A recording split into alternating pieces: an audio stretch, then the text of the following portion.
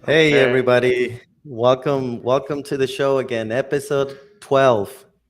I double checked the count before I I Yeah, have to I was double check. gonna say, are you Yeah. sure? I'm sure. Because at the end of the last episode, I think I said, yeah, we'll see you on episode 11, but wait, no, this is 11, the next one's 12. Yeah, so episode 12, here we are. The 12th time we come on live to talk about the updates of our project. If you're new to the show, we have a weekly live stream every Thursday, 5 p.m. Pacific, where we give updates about our robotics project. Um, so Lee, I'll let you talk about the updates that we have for this week. I know that we have some, not many, but good ones. Yeah, it's little things going on in the company. We finished there's two presentation decks you need to that our accelerator company has asked us for. The pitch deck and the product deck. We finished the product deck and we're almost done with the pitch deck, which we'll be using those hopefully to raise money here. We're getting closer and closer to being ready to start that process of trying to get out there and make our pitch, see if we can raise some money for this. Also, we now officially have two beta projects going on. Haven't We're supposed to start work on one of them next week, I think, and have a meeting about the other one. So finally, we've got two users. It looks like that's something. That's a start. Double that and it's 4, and double that and it's 8. Yeah. So little bits, but at least something's going on. Yeah. So that's good that the needle is moving there, Lee. Then also today there was a big event. Well, I consider it big in robotics. TechCrunch had their virtual conference, and we actually attended. I was able to watch the keynote or the opening session, but because of work, I had to step away. But yeah, Lee was there, and he had some things, some highlights about it that he wants to share with us. So again, Lee, you have the floor again. Uh oh. Well, but yeah, it was really interesting. I wasn't into all of it, but I probably watched a good 4 or 5 hours of it. Um, Lot of really big and interesting takeaways. One, just the magnitude of the growth that's going on right now in the whole robotics world in general, and just in the robotics field, whether no matter which part of it you're in, it seems like it's just really starting to explode here, which good for us. It's, especially right now, one of the things going on, it's in the news quite a bit that VC money is really drying up right now because of the economy tightening up.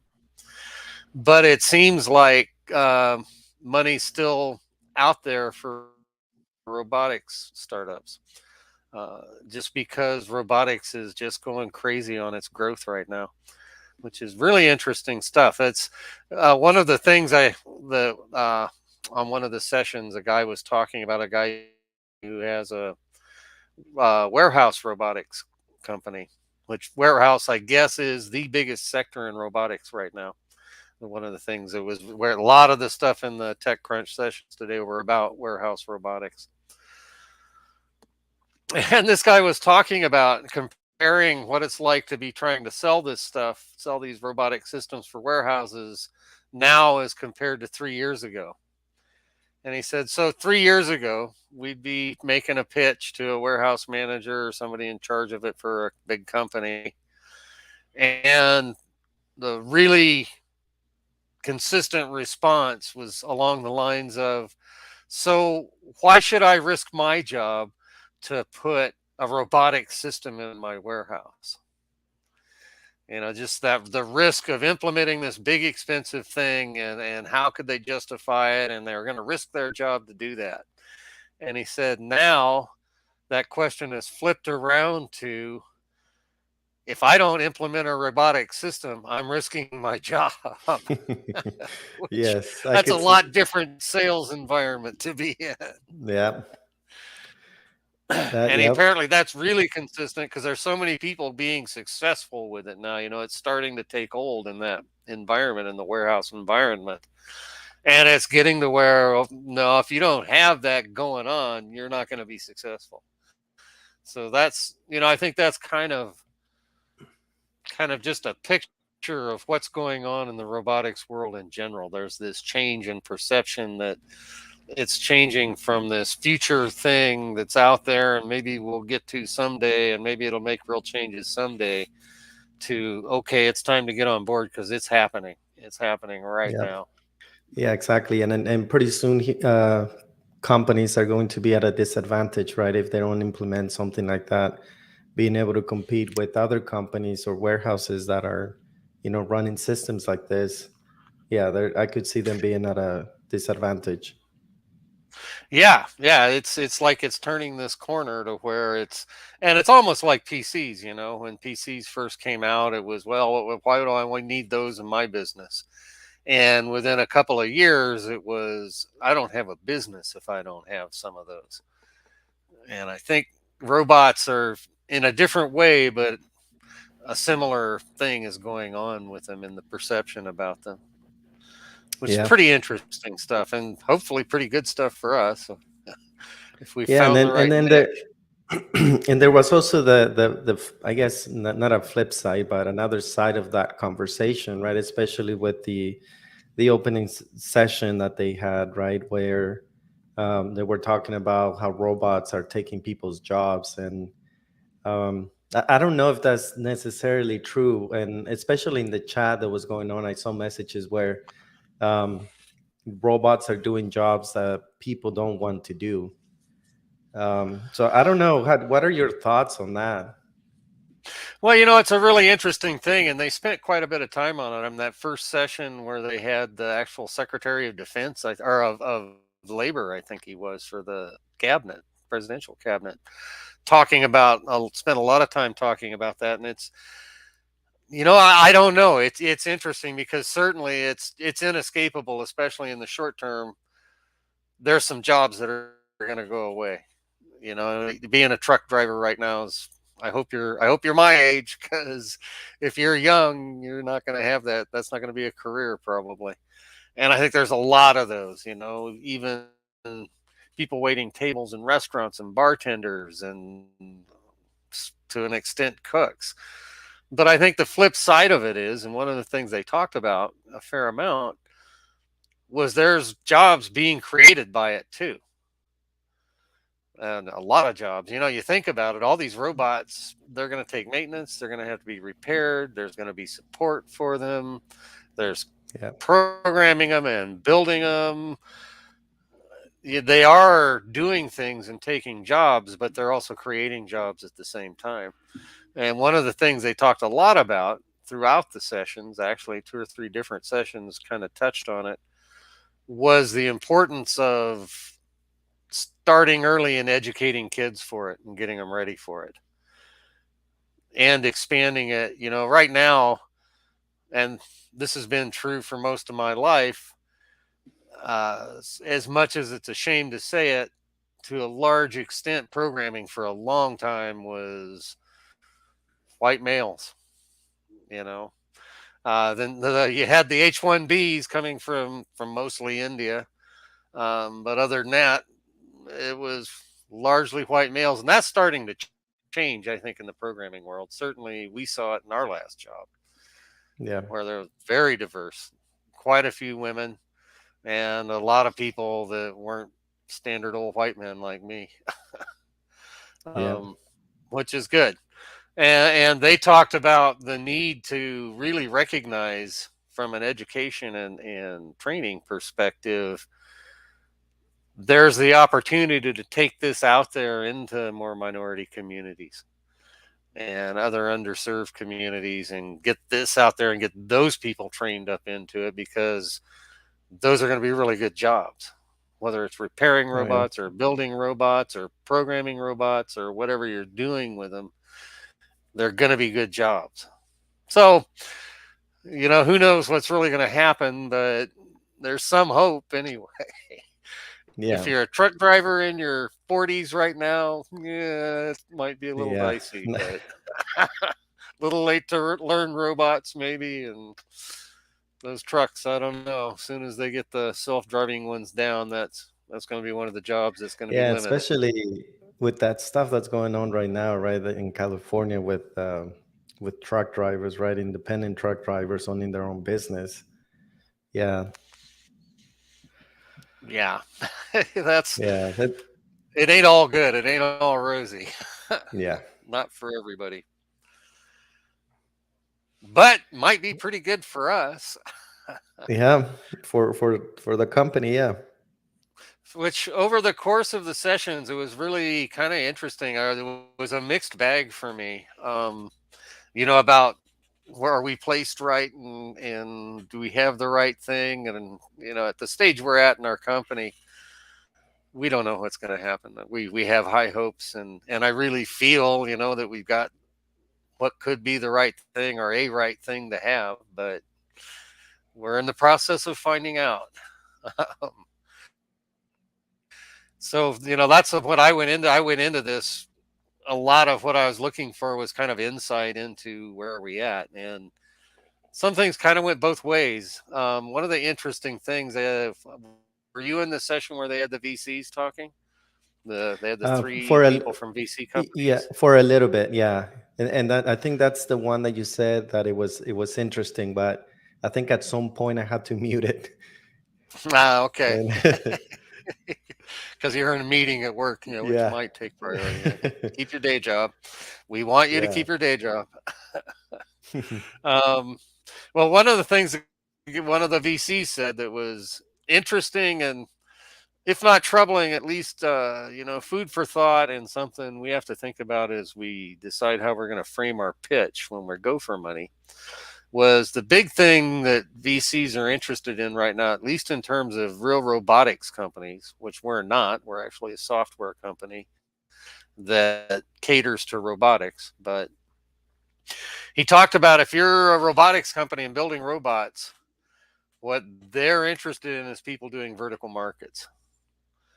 He said they put it the same way. Two of them put it, or a couple of them put it the same way of we're not that interested in new technology right now. What we're interested in is people who have robots that address some very specific business need, like warehouse robots or things like that they're going to solve some problem, some very specific problem, and they're going to solve it with those robots.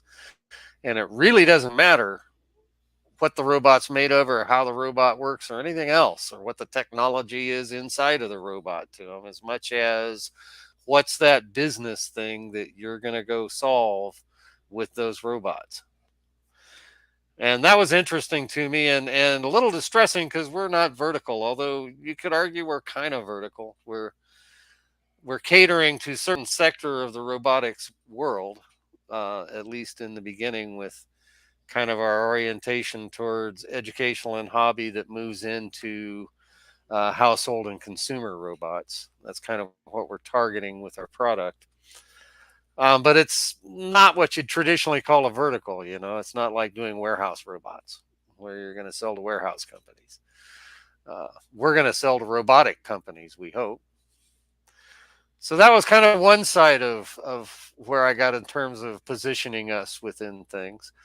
The other side that was hugely interesting and encouraging was a number of people talked about stuff that kind of that article that I just put up on our blog page about off the shelf robotics. And a couple of the premises in it really rang true with what we're seeing today, where it's becoming less and less about the next gadget you're going to build or the next sensor you're going to build or anything else. It's more and more using what's out there and how you put it together and what creative and useful things you do with the stuff that's already out there. And that's what I called in the article off the shelf robotics. And what I two or three different people during the day talked about What's really important now, and the products that are going to be significant, is the ones that can take all these different pieces and hook them together and make them talk to each other and make them work together and orchestrate between them, which is pretty much exactly what Robby is all about. And that's what that article was about too. Was the whole point of Robby is taking these off the shelf things that already exist and allowing people to hook them together however they want, and what other groupings they want, and whatever levels of control they want within them. And that's what Robby is, more than anything else. It's, we have that term that we use a lot about freeform networks of networks. Yeah. Which, what we're saying there is, a robot can be anything, any grouping of devices. Doesn't have to be a robot. It can be an IoT installation. It can be a room full of robots. It can be whatever you want that are all talking to each other. And the way Robby is structured, having things talk to each other, it's all devices. It's all a connector that you're talking to. And it's always, you talk to it the same way you talk to it, just like, doesn't matter if I'm talking to motor drivers or another robot or a central thing that's talking to 500 robots. I do it in exactly the same way. And the MCP, the master control program in Robby, can respond to it in the same way, however it wants. It chooses whether it wants to respond to things or not. That's peer to peer. And that's what Robby's all about. So, from that perspective, it feels like, if we can sell people on how we're doing it and on the performance that we produce in doing it, I think we're on a really good track with that. Yeah. We'll find out.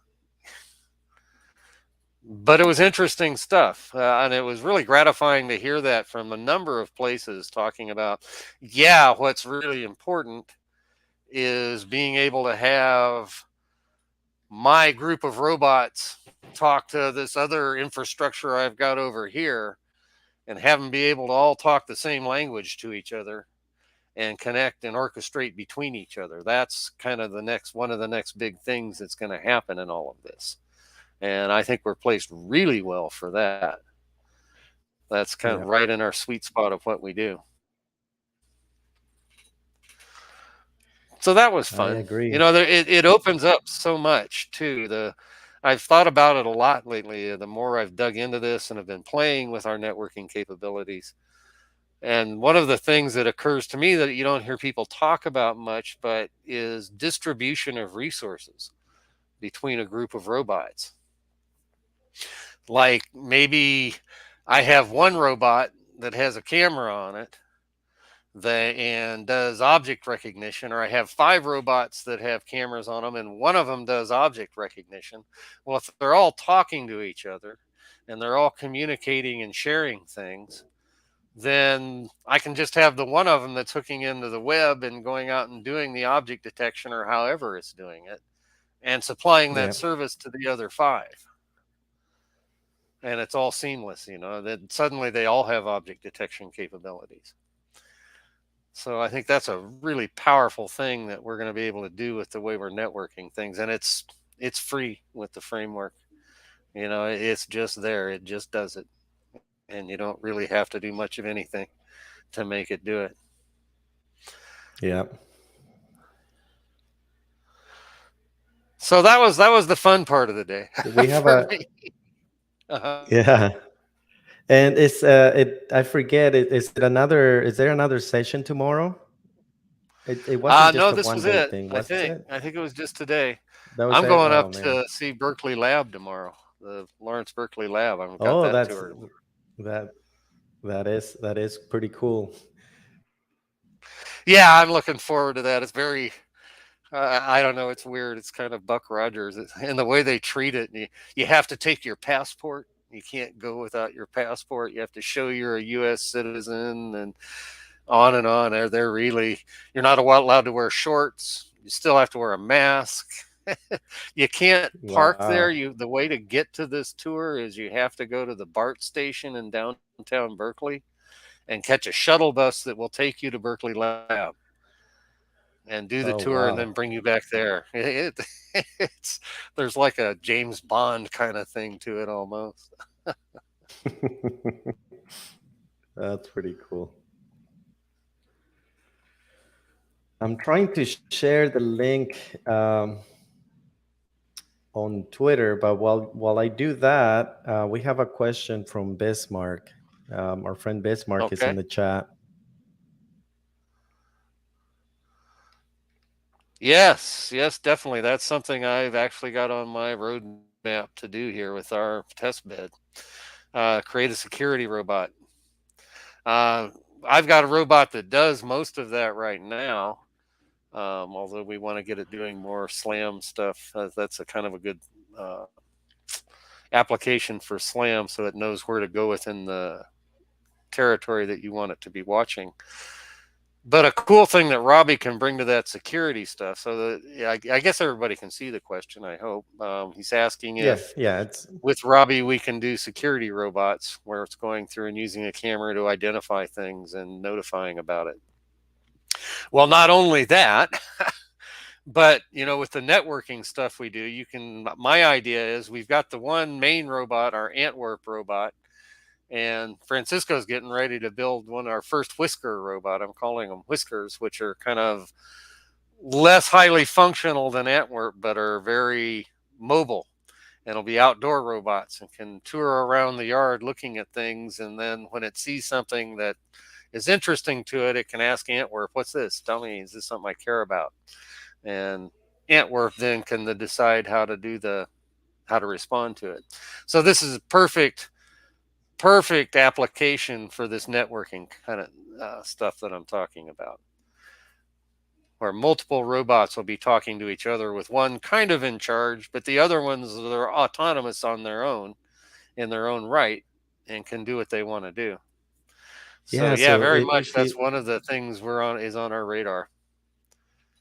yeah, so if you wanted to take it a step farther, you could implement a whole security system for your house with Robby. Right? You Oh could yeah. have multiple sensors throughout the house. Some of them could be cameras. Some of them could just be, to detect whether a window opens or a door opens or things like that. Exactly. Because you've got a smart house. If you've got a smart home, well, Yeah, there's some kind of a controller for that, and that controller can be running Robby, which can yeah, also be running robots. It all becomes one thing, even though the yeah, pieces, the different stuff that it's talking to can be wildly different. yep. Like the one of the beta projects we're going to be working on, I told you about Francisco, but this guy is kind of an interesting guy. I'm not sure where he got it, but somewhere he came up with an industrial arm, robotic arm that was used for in a chip factory, picking up wafers. It was probably originally a $50,000 arm, and somebody gave it to him, I think, because it's kind of outdated. But he wants to see if we can run it, just to kind of see if we can. I think he's a teacher and wants to demo it to his students, running it at the same time as he's running a cobot arm. And I don't think we're going to have any trouble at all doing that. And it's cool. And it does exactly what we're talking about with these very disparate, very different things that, with Robby, we'll be able to talk to both of them and have them use voice off on them and stuff like that. Voice off was another interesting subject. Yeah, a TC on the TC. Yeah, in the sessions. Okay. The guy from Agility Robots, who have very cool kind of warehouse worker robots that are sort of humanoid. They're bipedal and go around and pick up packages and move them around. And he was talking about, they asked him if they were going to do voice off, am I going to be able to talk to that robot and get it to do what I want to do? And he said, well, not yet, because we got safety issues. And boy, have we seen it. We're doing voice off with Antwerp, and voice off works most of the time. Yeah. And it was kind of gratifying to me. No, it's not because I'm doing it wrong. It's because the technology isn't really quite there yet. It's fine if you're doing Yeah. hobby stuff or fun stuff or consumer level stuff. But if you're doing a warehouse robot that's liable to drop your $10,000 piece of inventory, maybe Yeah. not so much. It's not quite ready for that prime time. For, yeah.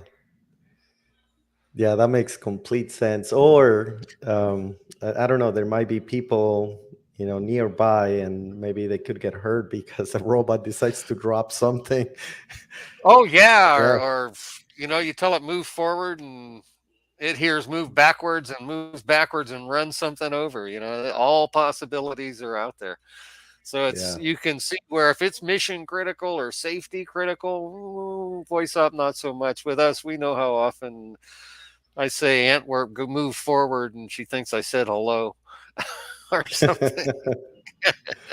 yeah, Or I say hello, say hello, and she starts moving forward. Well, there's certain circumstances where that could be a very bad thing.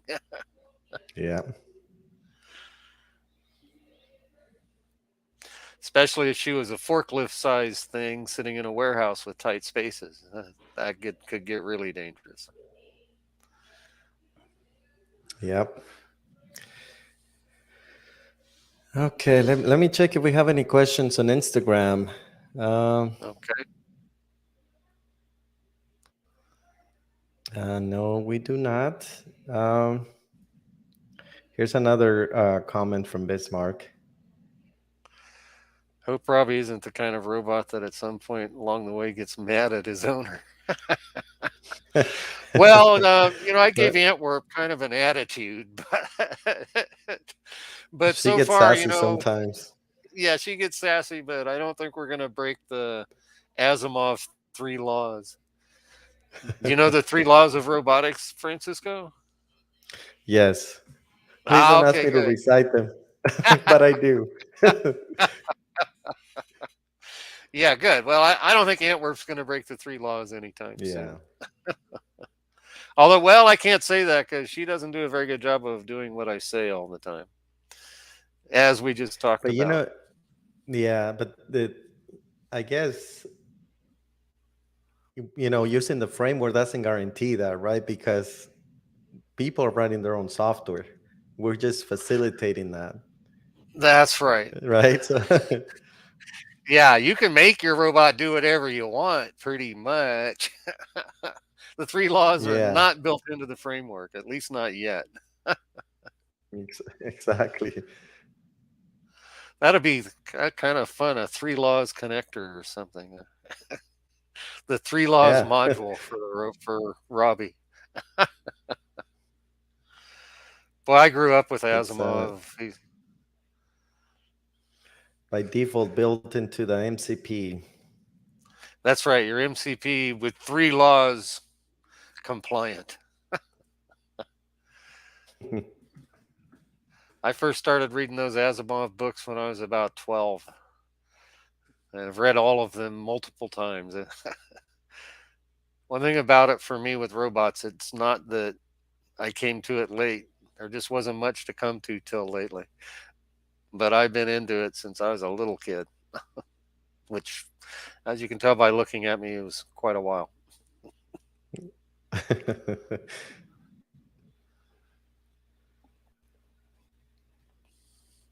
Wow, Well, no Michael I think you today. were just waiting.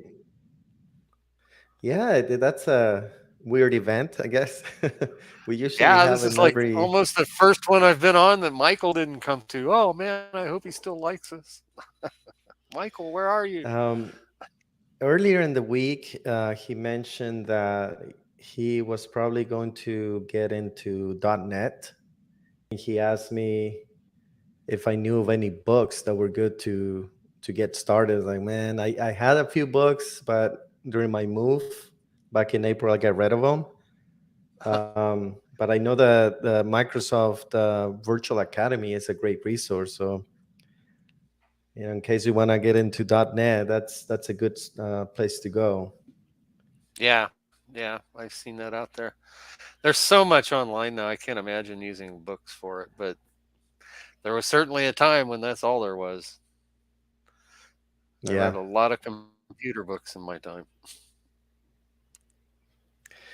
Yeah. And, I think that was part of the, no, I don't think that was part of the survey, but I saw that somewhere where they were asking what was the best way of learning. And a lot of people just choose videos. Video tutorials are probably the best way to learn. At least for me, in my opinion, that's the best way that works for me. To get I started, think I'm the books are same way. more like, Yeah. yeah, I think books, I usually use them for reference. Um, Hmm. but I don't think I read a book, from end to end, in the last 10 years.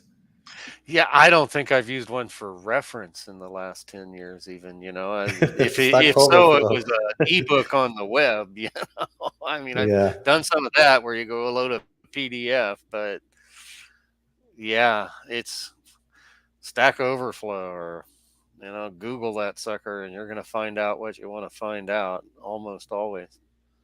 yeah. What are other updates do we have regarding the company? I think that's it, right? The logo's coming along. We had to revisit that.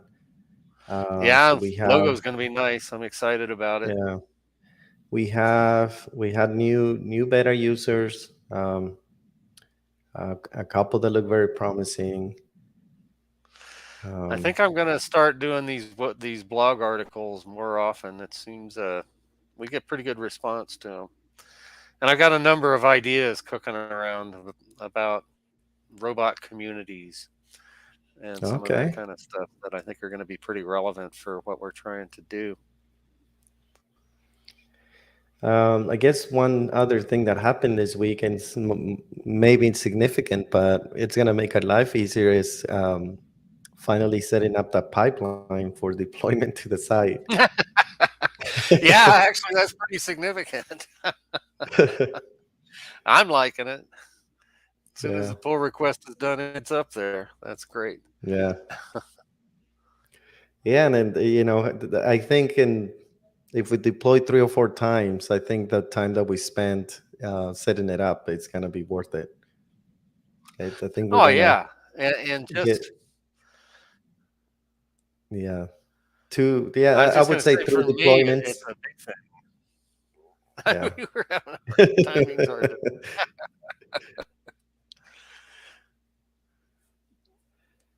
Yeah, for me, I, being able to put it out there and know that it's going to get up there as soon as you do that pull, as soon as you merge that pull request.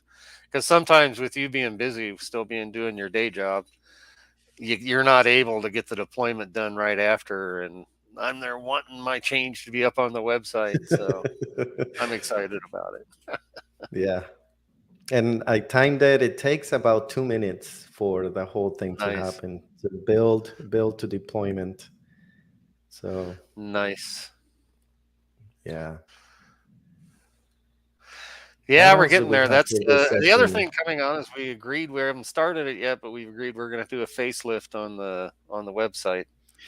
Yep, that's coming up, and then that's probably also going to help with the fact that we have a pipeline now. Uh, Yeah, oh yeah, that's going to be huge for that. yeah, I think I'm going to start on the homepage probably tomorrow. Well, probably I, Monday since I'm going to Berkeley tomorrow. I wonder if it'd be worth it for us to have a sort of like a dev environment for the site, and then once Probably we, so. because I could set up another. I mean, it would pretty much cloning the pipeline we have, and we just deploy it, to a different subdomain, and I think we're golden. So maybe this Yeah, weekend I can do yeah, I think that, that's a and good idea. maybe we can have like a dev branch, and we deploy to that environment every time we. My God, almost like a real dev shop, man. Wow, Yeah, imagine that, Lee. wow. Almost like we knew what we were doing or something. Yeah, exactly. Are you going to be doing a demo today, Lee? Um, no, I don't think so. I hadn't planned to. I got so carried away talking about the TechCrunch sessions. That was the demo today. Yeah, no, it was interesting. I'm definitely going to spend some time going back. I noticed that the videos were on YouTube, so maybe there's a way for me to um, go watch the ones that I missed. Yeah, there is. I already looked, and I think they're all out there, and you can go view them after the fact. Nice. I think I viewed all the ones I wanted to see. They spent a fair amount of time talking about education and getting kids involved, which I'm into, but it's not really as relevant for why I was there. And there was the one where they talked for, I don't know, half an hour about the pandemic, which I am so sick of the pandemic. Yes, I know it Like, was a pain and it did cause problems and changes, but okay, so it wasn't like in how it relates to robotics, but it was just strictly pandemic. well, Uh, it was how it relates to robotics, but what it did to the robotics world, the being in the pandemic. And some of it was interesting. They pointed out that it was really good for robotics. It really kicked a lot of things loose in the robotics world. And that was interesting. okay, Um, Apparently they really attributed the pandemic to a lot of the explosion that's going on in robotics right now because it caused the worker shortages and the supply chain stuff, and it really opened up a lot of people thinking about automated solutions for these things.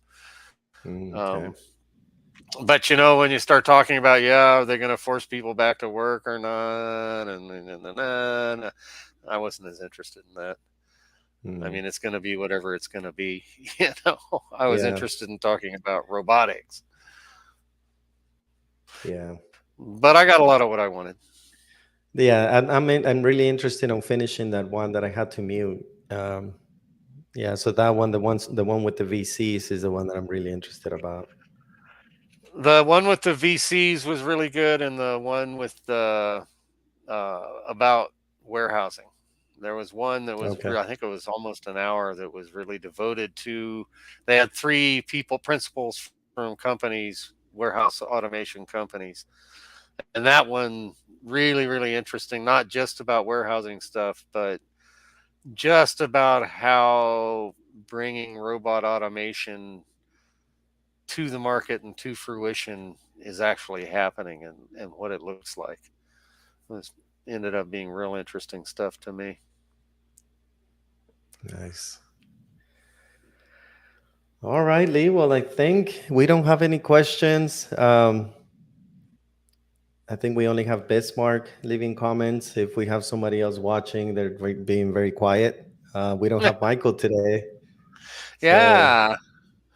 Well, thanks for showing up, Bismarck. yeah. Glad you were here. Yeah. Thanks, everybody else. Thanks for showing up. For the people on Instagram, thanks for coming by and stopping by. And um, we'll see you again next week. Same Episode time, same 13. channel. Episode Yeah. 13. Ooh, 13. Ooh. All right, everybody. Have a good evening or good morning wherever you are. Good Bye night, bye. everyone. Bye.